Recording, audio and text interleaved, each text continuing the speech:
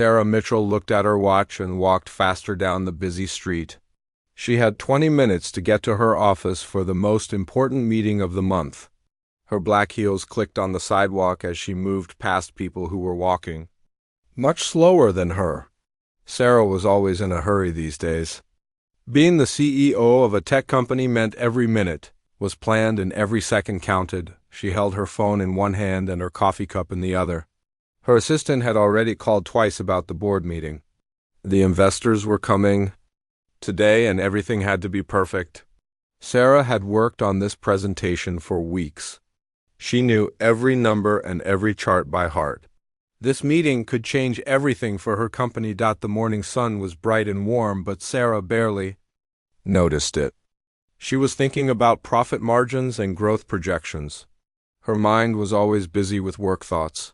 Even when she slept, she sometimes dreamed about spreadsheets and business plans. This was her life and she was good at it. Very good. As she turned the corner near her office building, Sarah saw the small park that she passed every day. Usually she never looked at it because she was always on her phone or reading emails on her tablet.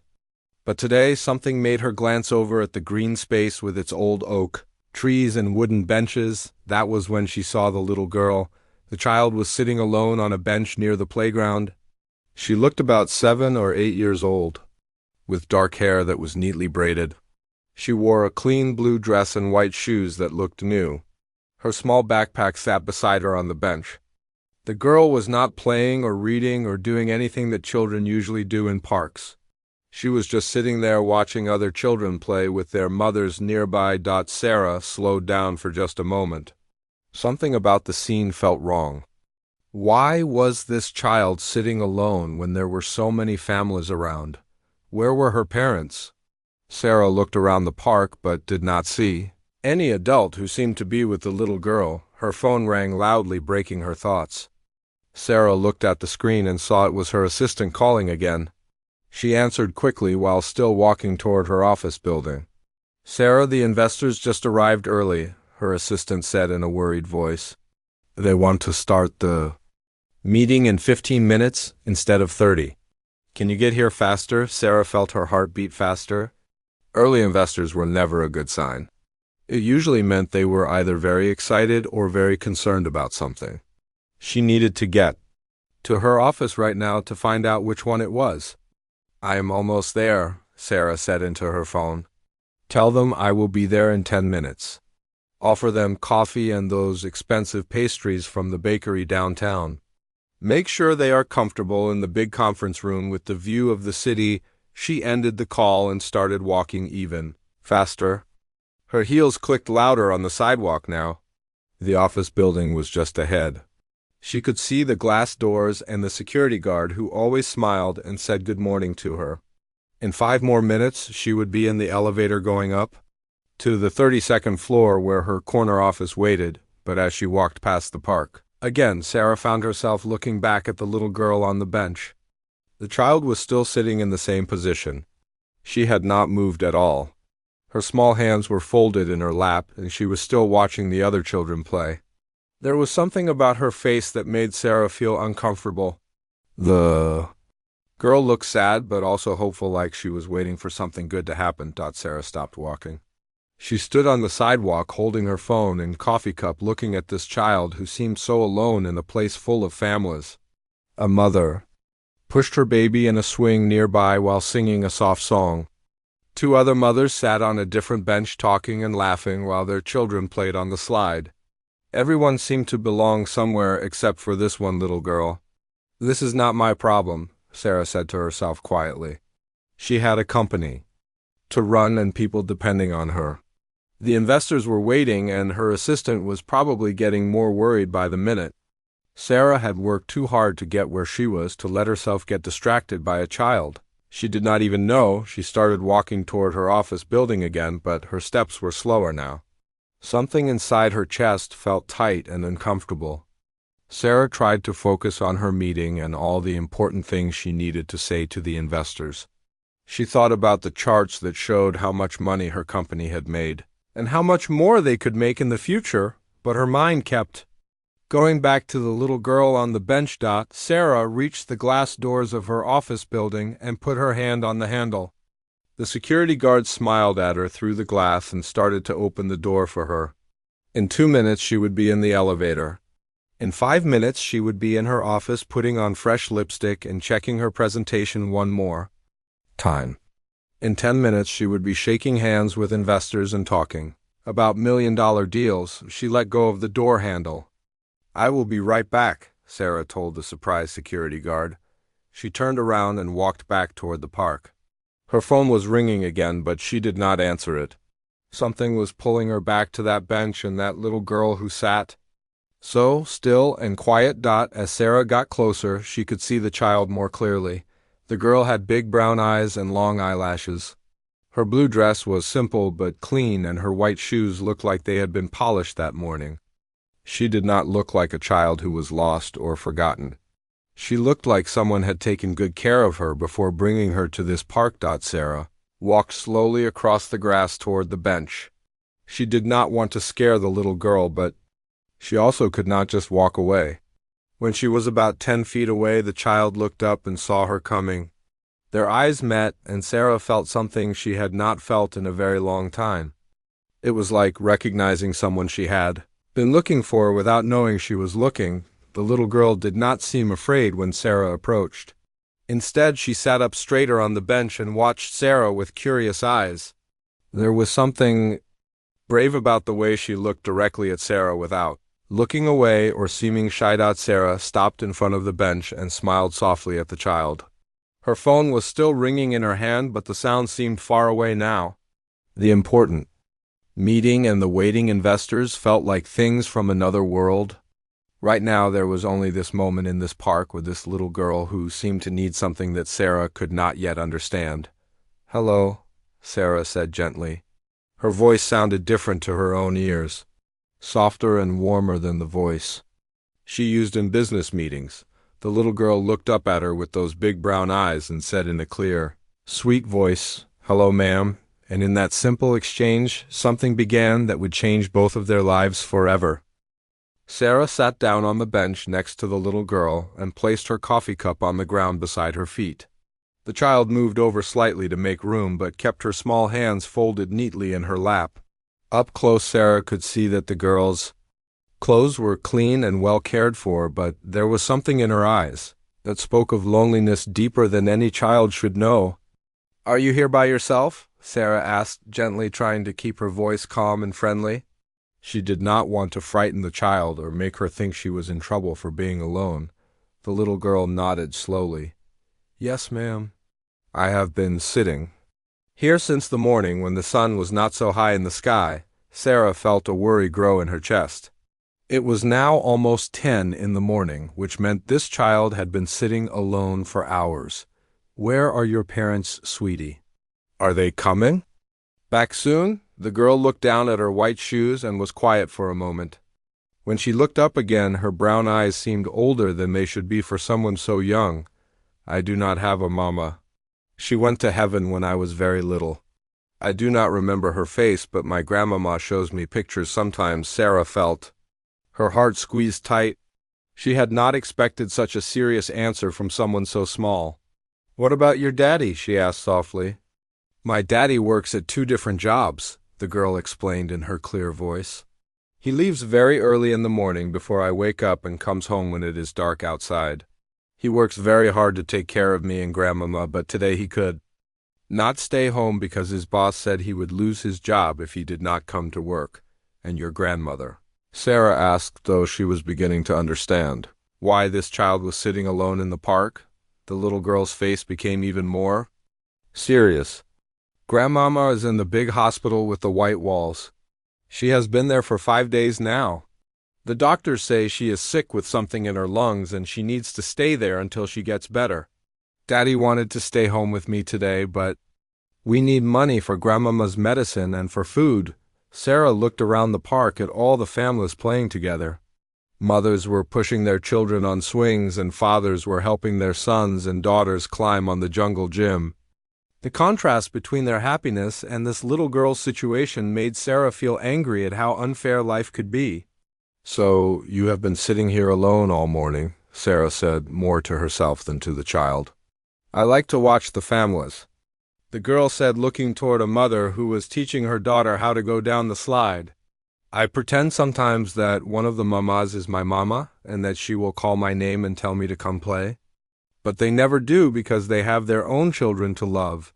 Sarah felt tears start to form in her eyes, but she blinked them away. This was not the time to cry. This little girl needed someone to be strong for her right now. What is your name? Sweetie, my name is Emma Chun, the girl said with a small smile. What is your name, ma'am? My name is Sarah, she replied. Emma is a very pretty name. Thank you, Miss Sarah, Emma said politely. My grandmama chose it because she said it means whole or complete in some old language. She said I would grow up to be a complete person who makes the world better. The words hit Sarah like a punch to her stomach. Here was this little girl who had lost her mother and was now sitting alone in a park while her grandmother lay sick in a hospital and her father worked desperately to keep their family afloat. Yet she spoke with such grace and hope about making the world better. Sarah's phone had stopped ringing, but she could see missed calls and text messages lighting up the screen. Her assistant was probably panicking by now. The investors were definitely wondering where she was. Her entire professional reputation could be damaged by missing this meeting. But looking at Emma sitting so quietly and bravely on this bench, Sarah found that she did not care about any of that right now.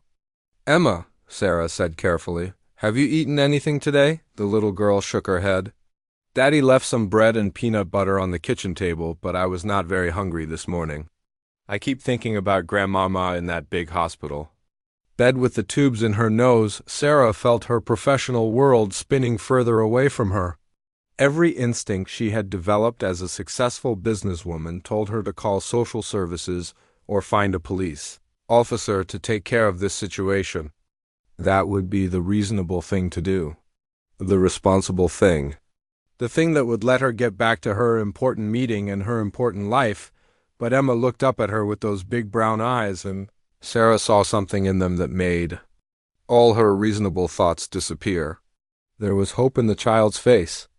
Hope that maybe this nice lady who had stopped to talk to her might be the answer to prayers that Emma had been too afraid to pray out loud. Miss Sarah, Emma said in a voice that was barely above a whisper, can I ask you something that might sound strange? Of course, honey. You can ask me anything. Emma took a deep breath like she was gathering all her courage for something very important. Her small hands gripped each other tighter in her lap and she looked directly into Sarah's eyes with the serious expression of someone much older than her years. I do not have a mama, and I do not know what it feels like to have one, Emma said. Slowly, I watched the other children with their mamas, and I wonder what it would be like if someone loved me the way those mamas love their babies. I wonder what it would be like to have someone braid my hair in the morning or pack my lunch with a little note that says have a good day at school. Sarah felt her throat get tight, but she nodded for Emma to continue. I know you do not know me. And I know you probably have very important things to do today, Emma continued with the kind of honesty that only children possess. But would it be possible for me to spend just one day with you? Just one day so I can pretend that I have a mama who cares about me and wants to do fun things with me. The words hung in the air between them like a bridge that Sarah could either cross or walk away from. She looked at this brave little girl who had just asked for the simplest and most complicated thing in the world. Emma wanted to know what it felt like to be loved by a mother even if it was just pretend, and just for one day. Sarah's phone buzzed with another text message, but she did not look at it. Her meeting with the investors suddenly seemed like the least important thing she had ever worried about. Here was a child who had lost everything asking for nothing more than one day of feeling loved and cared for. Emma, Sarah said softly, I would be honored to spend the day with you. Emma's face lit up with such joy that Sarah felt like the sun had suddenly become brighter. The little girl's eyes grew wide and she clapped her small hands together, once before quickly folding them back in her lap as if she was trying to contain her excitement. Really, Miss Sarah? Emma asked in a voice full of wonder. You would really spend the day with me even though you do not know me and even though I'm just a little girl with no mama. Sarah reached over and gently touched Emma's hand. I would love to spend the day with you, Emma, but first we need to let someone know where you are so no one worries about you. Do you have your daddy's phone number? Emma nodded and recited the number from memory.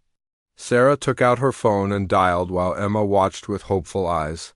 After 3 rings, a tired, male voice answered. Hello, this is David Chun. Mr. Chun, my name is Sarah Mitchell, and I'm here with your daughter Emma at the park near downtown, Sarah said gently. She is safe and well, but I wanted you to know that I would like to spend the day with her if that is okay with you. There was silence on the other end of the phone. Sarah could hear machinery noises in the background and realized David was probably at one of his jobs. Is Emma in trouble? David asked with worry in his voice. Did something happen to her? No, she is perfectly fine, Sarah said quickly. She was sitting alone in the park and we started talking. She told me about your mother in the hospital and how hard you are working. I would like to take Emma for breakfast and maybe do some fun activities with her today if you are comfortable with. That I do not understand, David said. You are a stranger. Why would you want to spend time with my daughter? Sarah looked at Emma, who was listening to every word with an anxious expression. Sometimes we meet people who touch our hearts in unexpected ways, Mr. Chun. Your daughter is a very special little girl, and I have the day free. I promise you she will be safe with me.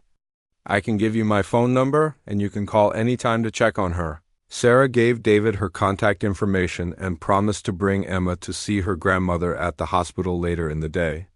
After a long pause, David agreed but asked to speak to Emma first. Sarah handed the phone to the little girl. Hi, Daddy, Emma said in a bright voice. This nice lady wants to take me for breakfast and maybe to see some fun places. Is it okay, Daddy? Please say yes. Sarah could not hear David's words, but she saw Emma's face grow even happier. After a few minutes, Emma handed the phone back to Sarah. Take good care of her, David said in a voice that sounded like he might cry. She is all I have left besides my mother. Emma is the most important thing in my whole world. I understand, Sarah said. I will take very good care of her, I promise. After ending the call, Sarah turned off her phone completely. Her assistant would have to handle the investor meeting somehow. For the first time in years, Sarah was choosing something other than work, and it felt both scary and wonderful. Are you hungry, Emma? Sarah asked, standing up from the bench. A little bit, Emma said shyly.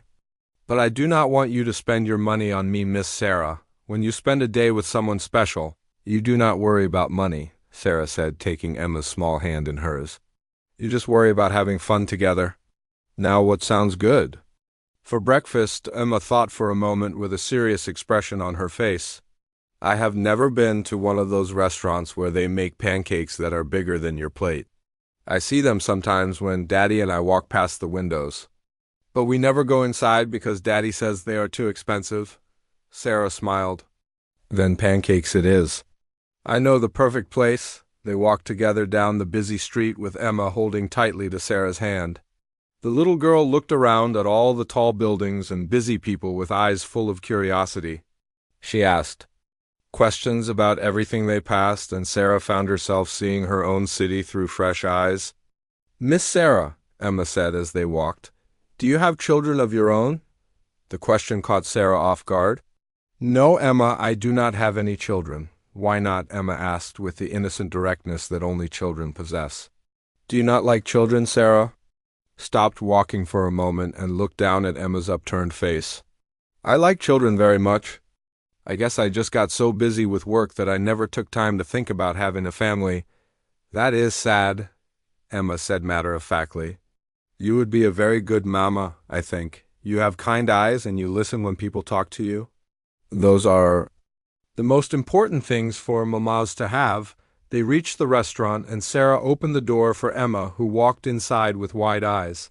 The place was full of families eating breakfast together, and the smell of bacon and syrup filled the air. Emma stood very still for a moment, just taking it all in. It smells like happiness in here, Emma whispered to Sarah. The hostess seated them at a table by the window where they could watch people walking by on the street. Emma sat up very straight in her chair and folded her hands on the table like she was at a fancy dinner party. When the waitress came over, Emma ordered pancakes with extra syrup and whipped cream. She was so polite and well-mannered that the waitress smiled and told her she was a very sweet little girl. Emma beamed with pride. "Tell me about school, Emma," Sarah said as they waited for their food. "What is your favorite subject?" "I like to read stories about faraway places and brave people who help others," Emma said. "My teacher says I am very good at reading for my age. I also like to draw pictures, but I am not very good at that yet." "What kind of pictures do you like to draw?" "I draw pictures of families doing things together," Emma said quietly. "Like mamas and daddies and children having picnics or going to the zoo. I draw what I think it would be like if I had a complete family." When their food arrived, Emma stared at the enormous stack of pancakes with amazement. They were indeed bigger than her plate and covered with whipped cream and strawberries. "This is the most beautiful breakfast I have ever seen," Emma said. "Can I really eat all of this?" "You can eat as much as you want," Sarah said.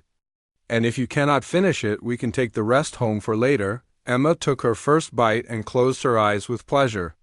"Miss Sarah, this tastes like what I imagine clouds would taste like if clouds were made of sweetness." Sarah laughed and realized she had not felt this happy in years. Watching Emma enjoy something so simple made Sarah remember what joy felt like. She had forgotten that happiness could come from such small moments.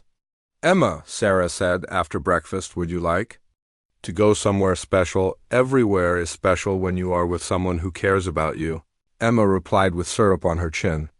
"Where would you like to go, Miss Sarah?" "I know a place with lots of interesting things to see and learn about. It is called a museum, and they have exhibits about animals and space and all kinds of wonderful things." Emma's eyes grew wide. "I have never been to a museum before." "Will there really be things about space and animals?" "Yes, and much more," Sarah said. "We can spend as much time as you want looking at everything." As they finished breakfast, Sarah realized that she was having more fun than she had had in years. Emma's excitement about simple things was contagious, and Sarah found herself looking forward to seeing the museum through a child's eyes. "Thank you, Miss Sarah," Emma said as they prepared to leave. "This is already the best day of my whole life." The Children's Museum was filled with bright colors and the sounds of excited children exploring different exhibits. Emma held Sarah's hand tightly as they walked through the entrance, and her eyes grew wider with each new thing she saw. There were dinosaur bones hanging from the ceiling, and a room where children could pretend to be astronauts flying to the moon. "Miss Sarah, look at that," Emma whispered, pointing to a giant butterfly display where hundreds of colorful butterflies seemed to dance behind glass walls. "They are so beautiful." "Do you think they are happy living in there?" Sarah knelt down to Emma's level so they could look at the butterflies together. "I think they are happy because they have everything they need and people take good care of them. Sometimes being safe and cared for is more important than being completely free." Emma nodded thoughtfully. "Like how I feel safe when Daddy comes home from work even though our apartment is very small." "Safe feels better than big." They spent an hour in the butterfly room with Emma asking questions about each different type. She wanted to know where they came from and what they ate and whether they could recognize the people who took care of them. Sarah found herself learning things she had never thought about before just by trying to answer Emma's curious questions. In the space exhibit, Emma stood in front of a model of the solar system and counted all the planets with her finger. "My grandmama told me that when people die, they become stars in the sky so they can watch over the people they love. Do you think my mama is one of those stars, Miss Sarah?" The question hit Sarah like a gentle punch to her heart. She looked at Emma's serious face and saw a child who had been thinking very deep thoughts for someone so young. "I think your mama is definitely watching over you, Emma," Sarah said softly. "And I think she would be very proud of what a smart and kind little girl you have become." "Sometimes I talk to her at night when I cannot sleep," Emma said quietly. "I tell her about my day and ask her to help Grandmama get better and to help Daddy not be so tired all the time." "Do you think she can hear me?" "I think love is the strongest thing in the universe," Sarah said. "Stronger than space and time and Distance. So yes, I think she can hear you. Emma smiled and took Sarah's hand again. Will you help me tell her about today when we get home? I want her to know that I finally got to spend a day with someone who made me feel like I had a mama. Sarah felt tears start to form in her eyes, but she blinked them away. I would be honored to help you talk to your mama, Emma. They visited the art room where children could paint pictures and make crafts. Emma chose to paint a picture of two people holding hands under a bright yellow sun. When Sarah asked who the people were, Emma said it was her and Sarah having the best day ever. I am not very good at painting, Emma said, looking at her picture with a worried expression. The people do not look very real. I think it is the most beautiful painting I have ever seen, Sarah said, and she meant it. Art is not about making things look perfect. It is about showing how you feel inside. And this painting shows me that you feel happy today. Emma beamed with pride and carefully wrote her name in the corner of the painting. Can I give this to you, Miss Sarah, so you will remember our day together? I would love to have it, Sarah said. I will put it somewhere special where I can see it every day. As they left the museum, Emma's steps were slower, and Sarah could see that the little girl was getting tired. It was past noon, and they had been walking and exploring for hours. Are you getting hungry again? Sarah asked. A little bit, Emma said. But I do not want this day to end, Miss Sarah. When we stop having fun together, will you have to go back to your important work and forget about me? The question made Sarah stop walking. She knelt down in front of Emma and took both of the child's hands in hers. Emma, I need to tell you something very important, Sarah said, looking directly into those big brown eyes. I thought this was going to be just one day of helping a little girl who needed someone to care about her. But spending time with you has changed something inside me. You have reminded me of things I forgot about what makes life good and meaningful. What kinds of things? Emma asked. Things like how pancakes taste better when you share them with someone special. Things like how looking at butterflies can make you feel peaceful inside. Things like how a child's painting can be more beautiful than anything hanging in a fancy art gallery. Emma listened carefully to every word Sarah said. I have spent so many years thinking that being successful at work was the most important thing in the world, Sarah continued. But today, I learned that the most important thing is having people in your life who matter to you and who you can care about. Do I matter to you, Miss Sarah? Emma asked in a small voice. You matter to me more than I ever thought possible, Sarah said. In just one morning, you have become very special to me. Emma threw her small arms around Sarah's neck and hugged her tightly. You are special to me too, Miss Sarah. You are the nicest person I have ever met besides Grandmama and Daddy. They found a quiet family restaurant for lunch, and Emma chose a table by the window where she could watch people walking by on the street. As they waited for their food, Emma asked Sarah about her own family. Do you have a mama and daddy, Miss Sarah? Emma asked. My parents live very far away, Sarah said. I do not see them very often because I am always so busy with work. They have asked me many times to visit them, but I always say I'm too busy. That is sad, Emma said with the honesty that children always have.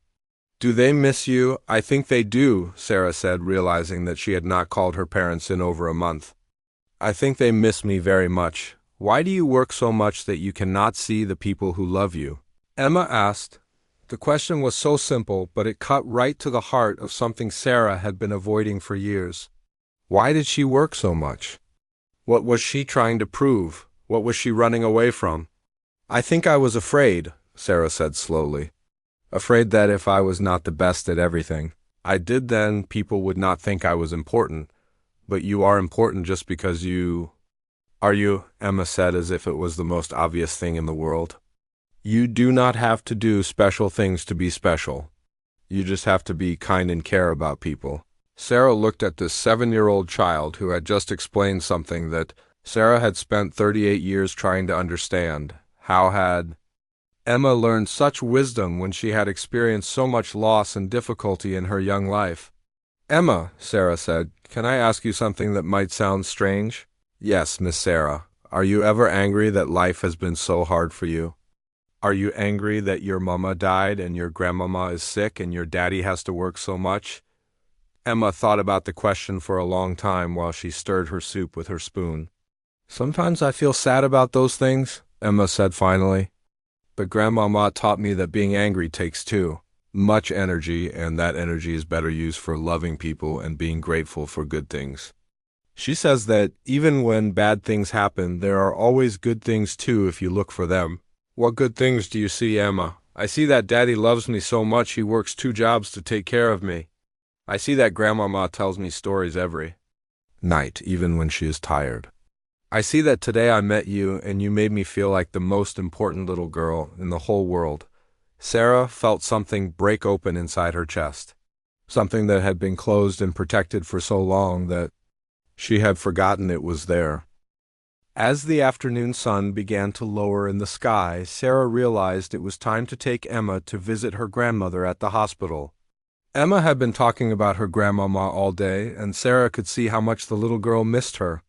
They took a taxi to the large medical center downtown, and Emma pressed her face against the window, watching all the tall buildings go by.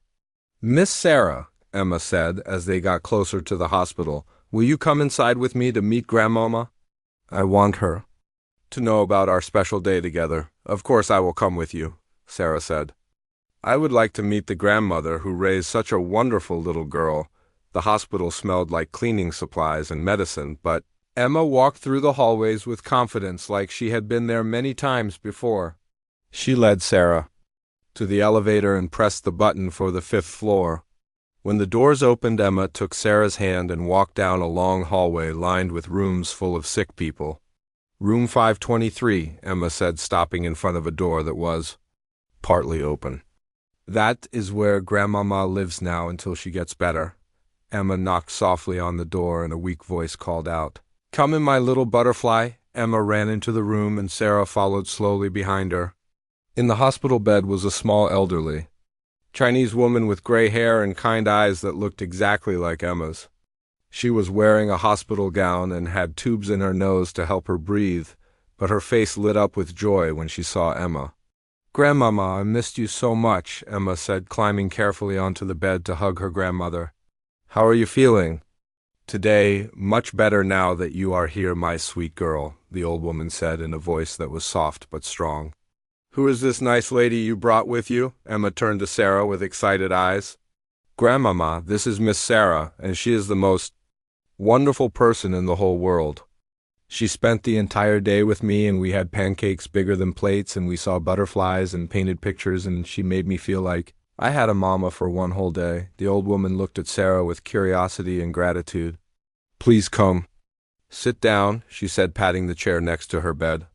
"I am Mrs. Chun, but you can call me Grandma like Emma does. I want to hear about this special day." Sarah sat down and Emma climbed into her lap like it was the most natural thing in the world. For the next 30 minutes, Emma told her grandmother every detail of their day together. She described the pancakes and the museum and the paintings she had made. She told about all the things Sarah had taught her and how safe and loved she had felt. Mrs. Chun listened to every word with tears of happiness in her eyes. When Emma finished talking, the old woman looked at Sarah with an expression full of emotion. "Miss Sarah," Mrs. Chun said, "I do not know what brought you into Emma's life today, but I believe it was meant to happen. This child has been carrying such sadness about not having a mother, and you have given her something precious that money cannot buy. She has given me something precious too," Sarah said, looking down at Emma, who was now getting sleepy in her lap. "She has reminded me what really matters in life," Emma told me. "You are a very important businesswoman," Mrs. Chun said. "You must have had very important things to do today, but instead you chose to spend time with a little girl you did not even know. That tells me you have a heart as beautiful as your actions." Sarah felt warmth spread through her chest at the old woman's words. "Mrs. Chun, can I ask you about Emma's father? She told me he works very hard, but I am worried about Emma being alone so much." Mrs. Chun's face became sad.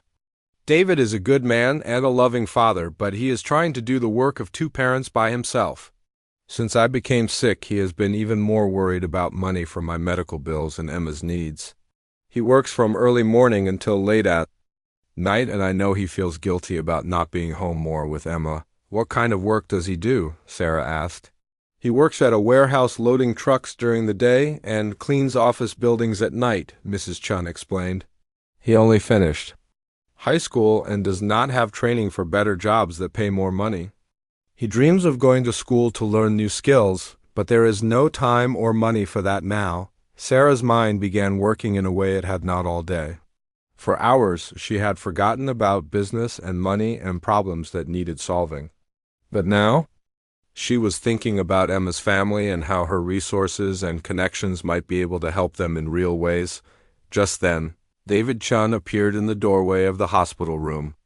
He was a young man who looked older than his years, with tired eyes and work clothes that were clean but worn. When he saw Emma sleeping in Sarah's lap, his face showed relief and gratitude. "You must be Sarah," he said quietly so he would not wake Emma.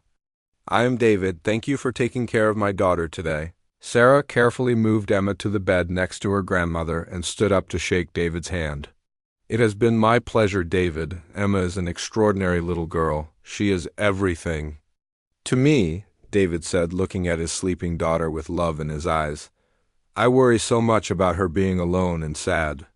I know she needs more attention than I can give her right now, but I do not know what else to do." Sarah looked at this small family that had somehow become important to her in just one day. Emma sleeping peacefully next to her sick grandmother. David standing there with his shoulders bent from working so hard to take care of the people he loved. Mrs. Chun watching them all with eyes full of wisdom and worry. "David," Sarah said, "I would like to make you an offer, but I want you to know it comes from my heart, not from pity." David looked at her with curiosity and a little bit of suspicion. "I run a technology company, and we are always looking for good people who want to learn and work hard," Sarah continued. "Would you be interested in a job that pays better and has normal hours so you can be home with Emma in the evenings?" David's eyes grew wide. "I do not know anything about technology or computers. We can teach you," Sarah said. "What matters most is that you are responsible and care about doing good work. Emma has told me enough about you today to know that you have both of those qualities." "Why would you do this for us?" David asked. "You do not even know us." Sarah looked at Emma's peaceful face and then back at David. "Your daughter asked me for one day of feeling like she had a mother. What she gave me in return was worth more than she could ever know. She reminded me that success means nothing if you do not have people in your life who matter to you." Mrs. Chun reached out and took Sarah's hand. "You are an angel sent to help our family." "I am not an angel," Sarah said. "I am just someone who needed to remember what love looks like. Emma taught me that today." David wiped tears from his eyes. "If you are serious about this job offer, I would be very grateful. I have been praying for a way to spend more time with Emma and take better care of my mother. I am completely serious," Sarah said. "And there is something else I would like to discuss with all of you." She looked around the hospital room at this family that had become so important to her. "I do not want today to be the only day I spend with Emma," Sarah said. "If you would allow it, I would like to be part of her life on a regular basis. I would like to be the mama figure she has been wishing for." Emma's eyes opened and she looked up at Sarah with sleepy happiness. "Really, Miss Sarah, you want to be my pretend mama forever, not pretend Emma," Sarah said, sitting back down and taking the little girl's hand.